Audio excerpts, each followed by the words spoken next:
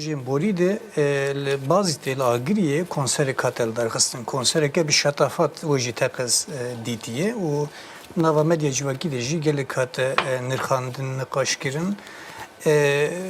Ev konsera got xuyayê ji aliyê malbateke got piştgiriya dewletê girtine, hikûmetê girtine û di va heft heşt salê dawî de bi taybetî pêşketine dewlemendbûna. Konsereke wisa bi şetafat çêkirin û hunermendên Kurd jî wek Xeyru Abbas û êtê naskirin Tara Mamedova davetkirin wira de derketin ser dikê. Erê Yunus Agirî jî. Vê noqtê de tam tiştê got em behs dikin najhêlekê de êrişeke hem ji hêla leşkerî ve hem ji hêla îdeolojîk ve çandî ve êrişên qirkirinê hene em basa rol û misyona hunermendan dikin hem jî li hêlekê de konserê kusa got mere nizane li Kurdistanê tu dibêjî qey li İspanyayê jî li Amerîkayê jî li welatekî din em bêjin Ewropa çêdibe got qet ev tiştên behs dikin nelwire. Ji wê hêlê de dîmenek balkêş bû lê ahîn balkêştir di cîkî wisa de cihîgirtina hunermendên Kurd bûn. Mamoste Xelîl tu vê rewşê vê nakokiyê çawa dinirxîne? Kesên ku navê wan hene, kesên ku evê wan hene, van yek û yek dikişînin. Dikişînê baxwe bi vê rengî yani mesela navên we gotin gelek ji wana berê hinek wanan nava me da bûn. Ne, me ew xistin hunermend.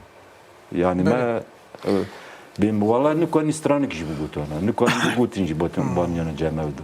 Ne bi ma'na ku ez wan biçûk dibikim dibêjim. Rastiyekî wisa ye ku va tek wişînê saziyên me hene va sazîna ket dan wana me wana pêşkêşî gel kirin û najem gel ra dibêjin. Yani wana zarokên me ne ama muqabil zarokên bixêrin ez wisa bêjim. Lê rastî ne wisa ye. Dejenere ki acayip digere ev dejenere ku Kurdin û çanda wan ne ev. Kurdistanê çalakiyên hunerî çala hemî tişt bê xeberê şerê taybet çênabe bi zanebûn tevlê bûne. Vî konserê jî ji bo xebat dema pêşiya me wek fîşekeke îşaretê dibînim. Yani xuyayê pê dema pêşî da pêşiya me de hindekî wisa bikin ber ku dixwazin min goya me dixwaze hîn tiştên yani hindik tişt yani sanki li Kurdistanê şertine normal biye, her tiş normal, güllük, gülistanlık, her tiş xelas biye dixwazin atmosferekî wisa yani insanan ji şoreşê kutkin aslında bengehe de stratejiyekî wisa ez dibînim. Yani ev kesek tevle ura dibin dibêjin ya li Kurdistanê şerê ne xema me heru bomba tên barandin ne probleme bi hezaran insanê ve de hundir de ew ne işê min e ev dijminê ve ne dijminê min e dibêjin yani objektif tê vê mane yani meriv eger navekî lê bike navekî nankortiyekî herî mezinin aslında meriv dikare navekî dê jî lêke ama yani mixabin devlet dixwaze çawa de alî siyasî de koruyuciyê çekirin dixwazin koruyuciyê hunermenda jî çêbikin rastî yani xetekî wisa danîne pêşiya wana yani bila nankorî nekin. Mesela Xeyru Abbas ez wek mînak bijim. Carekî çû bêm wa bi nezantî kir yani gotina te rast ez telvê dibim. Carekî çû got serokê Sûrê serokê me gişkoye pişra me got te çima wisa got min nizanî.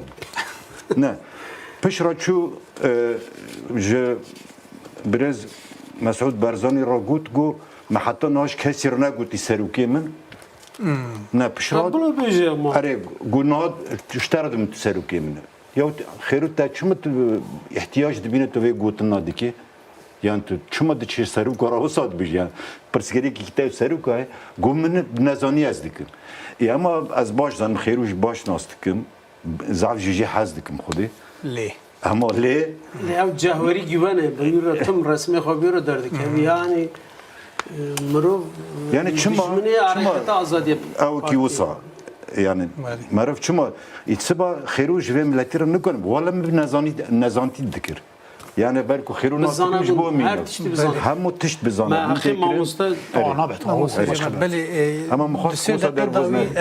di sê deqê dawî ji kerema xwe mal ser tiştê got hevala gotine fikirê te jî bigirin. Tevgera azadî derketiye yek insanek ji vê derê nesîbê xwe negire van saziyê xwe de xwe nede naskirin tune yek insanekê nikare nîşan bidî heval. Ji bo wî jî bira ser bi xwe bin ama راست راشی وقت شهید و وقت قهرمانتی و دشمن خوشی باش ناس بکن جبو بیجی یعنی بانگا من راست راشی هولانجی آنی زمان مینا قروجی کی گران دست بکرنه ام ببیجن یعنی علی چاند و هنری داجی دیسان هنرمنده که ام ببیجن yani cevheri xwajivê tevgera azadî girtiye wanan jî dem bi dem wa vedigerin vî cepekê anîkî din jî ji bo çand û hunerê vedikin. Tenê hevokek herkî hege emkanî Ez dixwazim ev hevalên bila hişyar bin hindekî jî sebir bikin.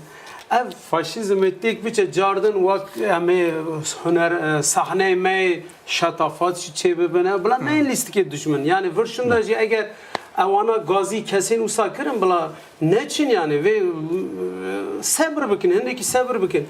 Yani devleta Tirk bawer dike ki vê şoreşa me têk bibe na. Kesên derkevin wan konserana ew bi devleta Tirk bawer dikin. Ew dibên Kurd wê ser nekevin. Na bila sebir kin em ê serkeftiniya me em ê disa wa sahneyê mezin de bistirin yani. Belê. Mamosta Xelîl hevokek Serkeftin o me. Belê. Baweriya me heyyanî dawiye heye şoreşa me serkeve Kurdê serkevin. Belki em bibînin nebînin ama em serkevin. Dîsan Tenê hevokek mamosta. tamam. Ez Kadri Yıldırım birtinim. Kadri Yıldırım düsüt rupel ji bo Ahmedê Xanî rexneyê devleta Tirk dike. û devleta Tirk şahsê Ahmedê Xanî da qetliyanekî pir mezin ew kilamake ew strana pardon pirtûkake em bêjin me mûzîn vegerandin e nîna qetliyam qebûl dike 200 hezar jî tenkîtê wî hene ez wî jî birtînim û gelek spas kirim. Ez ji weke hevoka dawî dixwazim vê bêjim di pêvajî wisa krîtîk de bi rastî jî navê mayîn de tuneyê wekî rehmetiyê Orhan Doğan jî gotine ku pir manîdar û xweş hebû digot ki derekê heger zulmek hebe û tenê mafekî minî tifkirinê hebe ez ê ne tifî ego zulmê dike ego temaşeyê zulmê dike bikin. Va gotina em xelas bikin. Şevanên hêja em hatin dawiya bernameya xwe hêvî dikin me demeke xweş weda bi derbas kirin li xwe baş binerin û bimînin xweşiyê de dema xweş.